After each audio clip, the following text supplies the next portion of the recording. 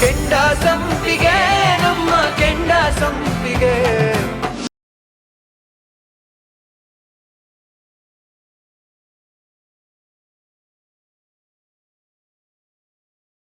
Doctor ಯಾಕೆ ಬಂದಿದ್ರು? ಏನಾಯ್ತು? ಅದೇ ಅದಕ್ಕೆ ಅಮ್ಮ ಅವಳನ್ನ ಮತ್ತೆ ಮನೆಗೆ ವಾಪಸ್ ಕರೆಸ್ಬೇಕು ಅಂತ ತುಂಬ ಹಠ ಮಾಡ್ತಾ ಇದ್ದಾರೆ. ತೀರ್ಥಣ್ಣ ಬೇರೆ ಕೋಪ ಮಾಡ್ಕೊಂಡು ಎಲ್ಲೋ ಹೊರಟೋದ. ಅದೇ ಟೆನ್ಷನ್ಗೆ ಅಮ್ಮ ಎದೆ ಹಿಡ್ಕೊಂಡು ಬಿದ್ದು ಹೋದ್ರು. ಮತ್ತೆ ಬಿದ್ರ? ಹ್ಞೂ ಅದಕ್ಕೆ ಡಾಕ್ಟರ್ ಬೇರೆ ಅಮ್ಮನ ಜೀವಕ್ಕೆ ಅಪಾಯ ಇದೆ ಅಂತ ಹೇಳ್ತಾ ಇದ್ದಾರೆ. ಹೌದು ಸಾಧನ, ಅಮ್ಮ ಸುಮನ ಅಂತ ಕನ್ವರ್ಸ್ತಾ ಇದ್ವಿ. ಅಪ್ಪನ ಮನಸ್ಸು ಎಲ್ಲಿ ಬದಲಾಗ್ಬಿಡುತ್ತೆ ಅಂತ ಟೆನ್ಷನ್ ಆಗಿದೆ. ಗ್ಯಾರಂಟಿ ಅಪ್ಪ ಅವಳನ್ನು ಕರೆಸ್ತಾರೆ.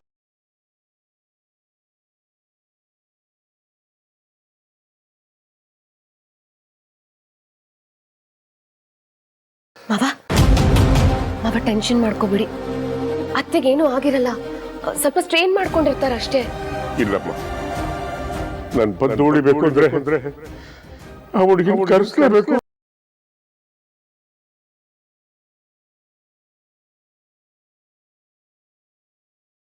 ಹುಡುಗಿ ಮನೆಗೆ ಬರಲೇಬೇಕು.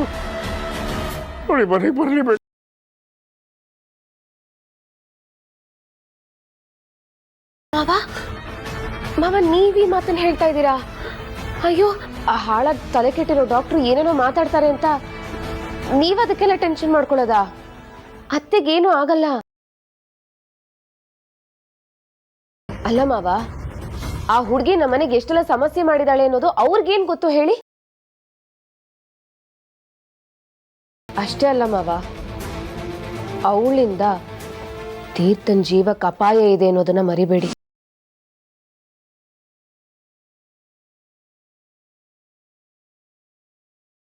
ಹೌದಮ್ಮ, ನೀನು ಹೇಳೋದು ಸರಿ. ಮಾವ ನೋಡಿ, ಅತ್ತೆಗೆ ಟ್ಯಾಬ್ಲೆಟ್ಸ್ ಕೊಟ್ರೆ ಅವ್ರ BP ಕಂಟ್ರೋಲಿಗೆ ಬರುತ್ತೆ.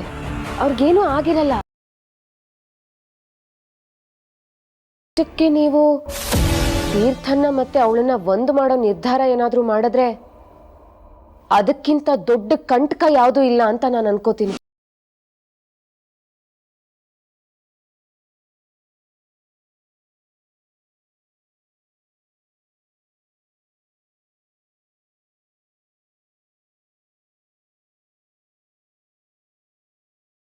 ಚಟ್ಟಣ್ಣ, ಸಾಹೇಬ್ರ ಮನಸ್ಸಿಗೆ ತುಂಬ ನೋವಾಗಿರ್ಬೇಕು.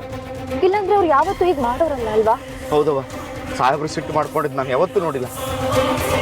ಸಾಹೇಬ್ರಿಗೆ ಬೇಸರ ಆಗಲಿ ಸಿಟ್ಟಾಗಲಿ ಎಲ್ಲ ನಗ್ನಗ್ತಾನೆ ನುಂಗ್ಕೊಂಡ್ಬಿಡ್ತಾರೆ. ಆದ್ರೆ ಈ ವಿಚಾರದಾಗ ಯಾಕೆ ಹಿಂಗೆ ಮಾಡ್ಕೊಂಡ್ರೋ ಗೊತ್ತಿಲ್ಲ.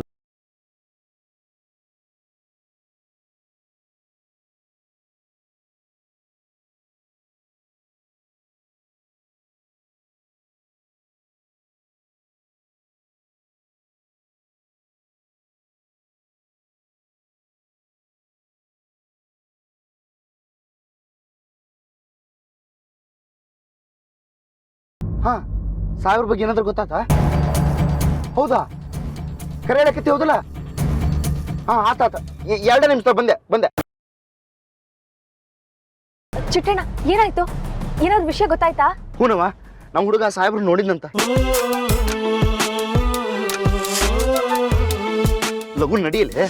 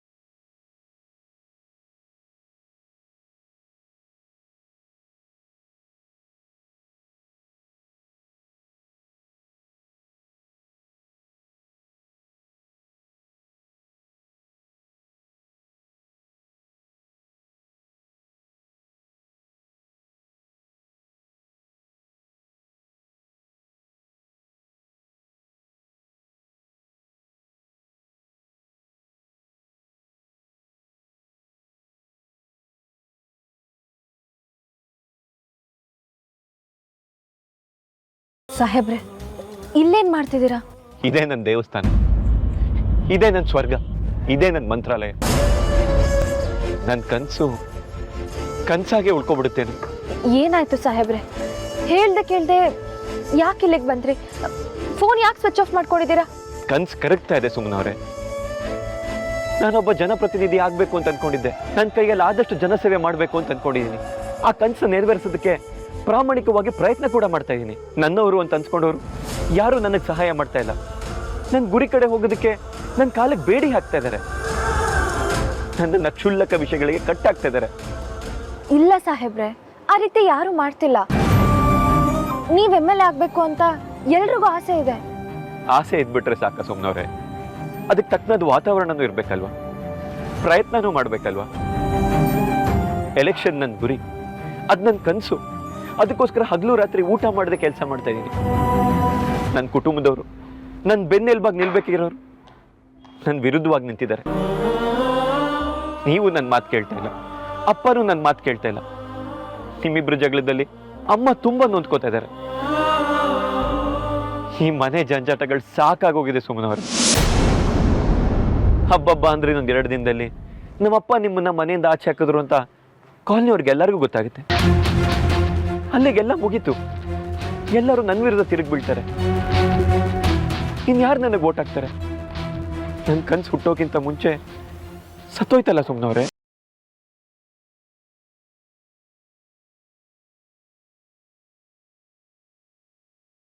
ಅಯ್ಯೋ, ಹಾಗೆಲ್ಲ ಅನ್ಕೋಬೇಡಿ ಸಾಹೇಬ್ರೆ. ದಯವಿಟ್ಟು ನೊಂದ್ಕೋಬೇಡಿ. ನಾನ್ ಮನೆ ಬಿಟ್ಟು ಬಂದಿರೋ ವಿಷಯ ಯಾರಿಗೂ ಗೊತ್ತಿಲ್ಲ. ಕಾಲೋನಿಯವ್ರಿಗಂತೂ ನಾ ಹೇಳಕ್ಕೆ ಹೋಗಲ್ಲ. ಸುಮ್ಮನವ್ರೆ, ನೀವು ಹೇಳಲಿಲ್ಲ ಅಂದ್ರೆ ಜನರಿಗೇನು ಗೊತ್ತಾಗಲ್ವಾ? ಜನರೇನು ದಡ್ರ?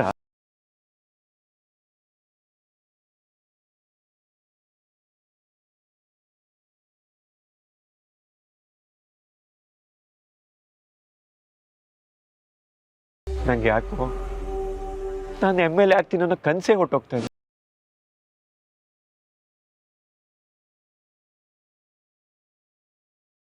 ನಂಗಿದೆಲ್ಲ ಆಗ್ತಾ ಇರೋದು ಮೊದಲನೇ ಸಲ. ಇಲ್ಲ ಇಲ್ಲ ಸಾಹೇಬ್ರೆ, ನೀವು ಸೋಲಲ್ಲ. ಯಾವುದೇ ಕಾರಣಕ್ಕೂ ನಿಮ್ ಸೋಲೋದಕ್ಕೆ ನಾನು ಬಿಡಲ್ಲ. ನೀವ್ MLA ಆಗ್ಬೇಕು ಅನ್ನೋದು ನಮ್ಗೆಲ್ಲರ ಗುರಿ ಮತ್ತೆ ಕನಸು. ನಮ್ಮ ಕಾಲೋನಿಯವ್ರ ಭವಿಷ್ಯನೂ ಹೌದು, ಸತ್ತೋಗಿರೋ ನನ್ನ ತಮ್ಮನ ಕನಸು ಹೌದು. ಆ ಕನಸನ್ನ ನನಸು ಮಾಡೋದಕ್ಕೆ ನನ್ನ ಪ್ರಾಣ ಬೇಕಾದ್ರೂ ಕೊಡ್ತೀನಿ ಸಾಹೇಬ್ರೆ. ಇದು ನಿಮ್ಮೇಲ. ಸುಮ್ಮನವ್ರೆ, ನಿಜ ಹೇಳ್ತಾ ಇದ್ದೀರಾ? ಹಾಗಾದ್ರೆ ಬನ್ನಿ, ಮನೆಗೆ ಹೋಗೋಣ. ನಿಮ್ ದಮ್ಮಯ್ಯ ಅಂತೇನ್ ಸಾಹೇಬ್ರೆ, ಇದೊಂದು ವಿಚಾರದಲ್ಲಿ ನನ್ನನ್ನು ಬಲವಂತ ಮಾಡಬೇಡಿ. ಒಂದ್ 2 ದಿನ ಕಾಯೋಣ ಸಾಹೇಬ್ರೆ. ಸ್ವಲ್ಪ ತಾಳ್ಮೆಯಿಂದ ಇರಿ. ಮಾವ ಅವ್ರ ಮನಸ್ಸನ್ನ ಬದಲಾಯಿಸ್ಕೊಂಡು ನನ್ನ ವಾಪಸ್ ಮನೆಗೆ ಕರೆದೇ ಕರೀತಾರೆ. ಆ ನಂಬಿಕೆ ನನಗಿದೆ. 2 ದಿನ ಅಲ್ವಾ, ತಗೊಳ್ಳಿ. ಆದ್ರೆ 3ನೇ ದಿನ ಅಪ್ಪ ಕರೆದಾಗ ನೀವು ಬರ್ಬೇಕು.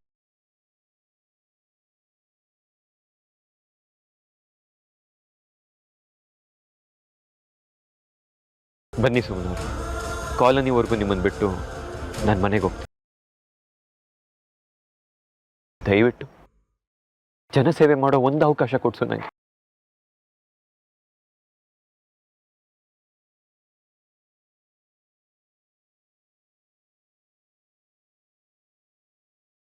ಬನ್ನಿ ಸುಮ್ಮನೆ.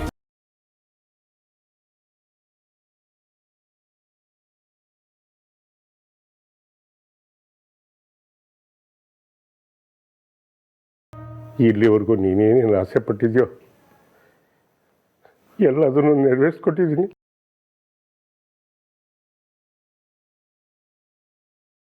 ಈಗ ಕೊನೆಯದಾಗಿ ನಾನು ಮೊತ್ತ ಇದೆ ಸಾಯ್ಬೇಕು ಅಂತಿದ್ಯಾ? ಅದು ನನ್ನ ಕೈಲಾಗಲ್ಲ. ನಿನಗಿಂತ ಮುಂಚೆ ನಾನೇ ಹೋದ್ರೆ ಎಷ್ಟೋ ಒಳ್ಳೇದು. ಸುಮನ್ನ ಕ್ಷಮಿಸ್ಬಿಟ್ರೆ ಅವಳನ್ನ ಕರೆಸಿ.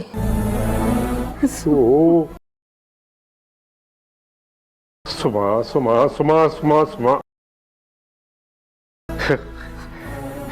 ಮಧ್ಯದಲ್ಲಿ ಬಂದವಳು ಅವಳೇ ದೊಡ್ಡವಳಾಗ್ಬಿಟ್ಲು. ಏನು ಪಡ್ಕೊಳ್ಳೋದು ಇವಳಿಗೆ? ಸುಮನ್ನ ಕ್ಷಮಿಸ್ಬಿಡಿ, ಅವಳನ್ನ ಕರೆಸಿ. ಪದ್ಮ ಏನು ಬಡ್ಕೊಂಡು ಸಾಯಿದೆ ನಿನಗೆ?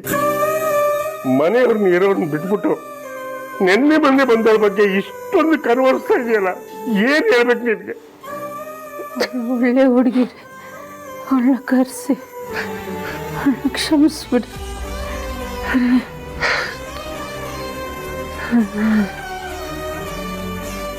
ಹಲೋ, ಹೇಳಿಯಪ್ಪ. ಎಲ್ಲಿದೆಯೋ? ಅಪ್ಪ ಮನೇಲೇ ಇದೀನಿ. ನನ್ನ ಬೆಡ್ರೂಮ್ ಬಂದು ಸಾಯಿ. ಸರಿಯಪ್ಪ.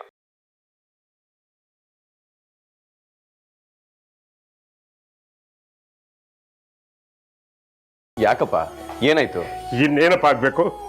ನೋಡಪ್ಪ, ನೋಡು ಅವಳ ಸ್ಥಿತಿ ನೋಡು, ಹೆಂಗಿದ್ದಾಳೆ, ಜೀವಂತ ಶವವಾಗಿದ್ದಾಳೆ. ಸುಮ್ಮನ ಅಂತ ಕನ್ವರ್ಸ್ತಾ ಇದ್ದಾಳೆ. ಅಮ್ಮ, ನಿಮ್ಮನ್ನೆಲ್ಲ ಹೆತ್ತ ತಪ್ಪಿಗೆ ತಂದೆ ತಾಯಿಗೆ ಏನಾದ್ರೂ ನಾವೇ ಫೋನ್ ಮಾಡಿ ನಿಮ್ಮನ್ನ ಕರೆಸುವಂತ ದುಸ್ಥಿತಿ ಬಂದೋಯ್ತು. ನಾ ಎಲ್ಲೂ ಹೋಗಿಲ್ಲಮ್ಮ. ನಾನು ನೋಡಮ್ಮ. ಅಮ್ಮ, ತೀರ್ಥ ಸುಮ್ಮನ ಕರ್ಸು. ಸುಮ್ನವ್ರು ಖಂಡಿತ ಬರ್ತಾರಮ್ಮ, ಖಂಡಿತ ಈ ಮನೆಗೆ ಬರ್ತಾರೆ.